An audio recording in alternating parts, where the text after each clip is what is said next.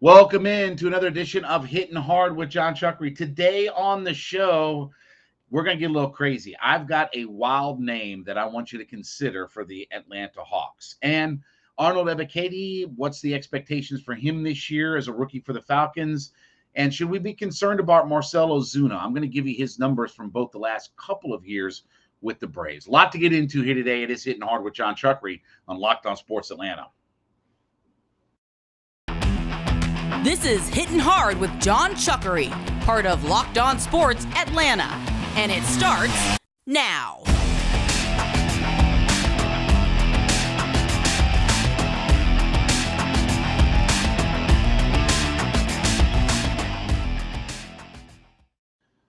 And we welcome you into another edition of Hittin Hard with Jon Chuckery here on Locked On Sports Atlanta. We ask you to head over to youtube.com, put our Locked On Sports Atlanta into that browser and find the channel, subscribe, leave us a review, tell us what you think about the show. And of course, I ask you to follow me on my Twitter page. It is at JMCH316. Several things we're going to get into today. Let's start with the Atlanta Hawks. Obviously, a disappointing year for the Hawks. And we talked yesterday about the idea that I think Travis Schlenk is going to make a big splash move. I think that they're going to go bold, that they sort of held serve. They didn't really make any moves, and everything just kind of, stayed status quo because they came off the Eastern Conference final run, and I don't think they wanted to upset the apple cart too much. Well, turned out that maybe wasn't the best strategy, but, Travis Schlenk sort of admitted they have to upgrade, they have to get better, right? So we understand that. And we've talked about the idea of they have to add a star player into the mix. Now, we've bandied about lots of names, and a lot of them I don't like. I don't like Zion Williamson. I don't like Karl Anthony Towns. Talked about Rudy Gobert. I'm not, not that I don't like Rudy Gobert as a player, but I don't know that upgrades your franchise. That, we have a poor man's Rudy Gobert and Clint Capella, so I've got a guy that plays good defense and can get me 14 boards and 14 points, Gobert maybe is a couple points, rebounds more, but nothing significant enough to drastically change my team. I like the idea of Donovan Mitchell if you could be into that sweepstakes and get something like that. But I'm going to go back to something that Nate McMillan said in the exit press conference that they did. When talking about how to upgrade this team and one of the things they may have to do, he specifically brought up the idea of maybe a point guard that would be ball heavy, that would take some of the pressure of handling the ball off of Trae Young and using Trae Young more almost like in a shooting guard role, coming off screens, a lot more off-ball movement, not being so ball heavy and so ball dependent. And I thought it was interesting when he said that, because that's really not something that anybody has really talked about. Like, that's really not been hard to imagine, the idea of Trae Young not being the guy who's always got the ball in his hand and always facilitating and scoring and all those kinds of things. But it made me think just a little bit. Now, look, this is all rumor and innuendo, and I'm just doing some speculation, okay? But I'm going to throw this out there to you. He's got a player option available that there's a real good chance that he won't pick up. Ideally, he would like to probably re-sign with this team, and he's talked about trying to win 60 games a year and be a part of his organization, but questions about whether or not his team would want to give him a pretty big and good extension to stay there. The guy that I'm talking about is Kyrie Irving. What would you think about Kyrie Irving here with the Atlanta Hawks? Now, hear me out for a minute, okay? First off, he does have a player option that's available to him. So if he picks that up, that's $36 million that he's got. So let's say if you want to work out something as a trade with the Nets, could be a sign and trade, but you're talking about a guy with a player option of $36 million that you do have some pieces that you could send back to the Brooklyn Nets and you could make that work, even if it's only for a year. Obviously, you could sign him to an extension.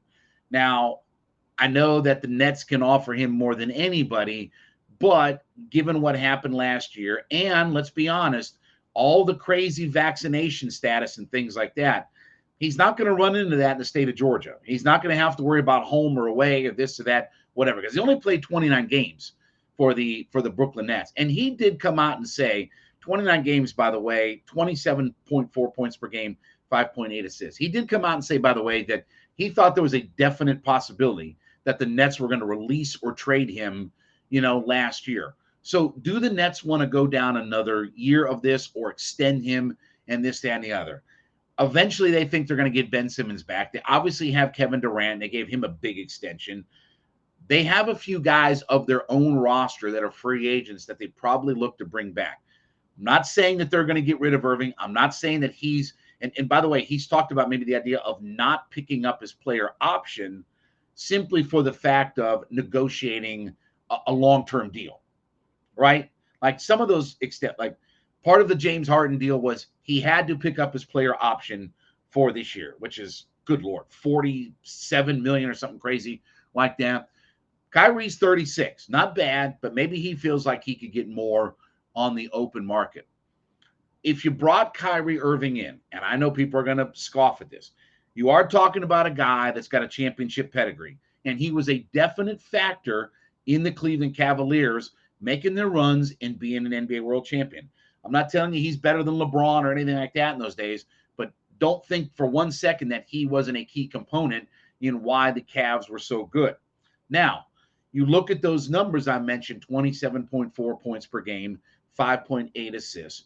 You could switch that role a little bit, where in this offense, okay, his scoring isn't as important as his distribution, okay? So you could see his scoring come down some, but his distribution, assist total, go up.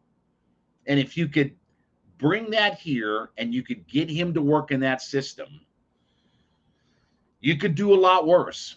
So if you're going in the Nate McMillan direction of, hey, let's find us a high caliber point guard that can handle the ball and let Trey work off of screens, work off ball, get the ball to him and let him do it like that, maybe Irving is a guy that you could do that with. Now, you're going to, if you want to keep him, you're going to have to pay him some money because he's going to be valuable on the open market. Say what you will about Kyrie Irving and the craziness, and I understand all the things that go along with it. But if I'm the Hawks organization and I'm trying to not just get better, but bring in some championship pedigree and a guy who can be a difference maker for my team, because say what you will, Kyrie Irving played pretty well against the Celtics. Kevin Durant was awful versus the Celtics. I mean, the reason that they just about won that game one as bad as Durant was because Irving was magnificent in that fourth quarter. He still has those moments in him. So not so much worrying about Tuesday night in November against the Orlando Magic, but when we talk about getting into the playoffs and we talk about a guy that if you need to lean on him and he has to be a complementary piece with Trey, he can do that. And I said he's got the pedigree and things like that. Now, look, you start getting into these level of players. You want Donovan Mitchell, you want Kyrie Irving, you want Zach LaVine. Brother, you're talking about you're going to be in the luxury tax. So if you're going to go in the luxury tax, you want to bring in high caliber guys. I'm not going into the luxury tax to sign Victor Oladipo, who commands just enough money to put me in the luxury tax, but doesn't really give me anything for my franchise. You want to make a splash? You want to make this franchise different? You want a guy with a pedigree of having won an NBA championship? You want to switch up the philosophy a little bit, like Nate McMillan specifically said, of, okay, let's bring in a point guard, put Trey on the 2, let him run around, work off ball, and get his offense that way. I'm just saying, I know it sounds crazy, and I know it's probably crazy, because I'm sure at the end of the day what's going to happen is this. He'll opt out. He won't take his player option. The Nets will sign him for 4 years because they can offer him whatever. 4 for $168, I think, is like a minimum type of deal that they can give him. So they can pay him a boatload of money, obviously. But if the Nets decide that this is not the direction they want to go, I wouldn't mind seeing the Atlanta Hawks get in all that. Crazy talk, I know. Crazy, I know. But a man can dream a little bit, right? All right, when we come back on the show, what are the expectations for Arnold Ebiketie as he may be your best pass rusher on the roster, and he hasn't played a down in the NFL? Lots of pressure, but we'll talk about it next. It's Hitting Hard with Jon Chuckery on Locked On Sports Atlanta.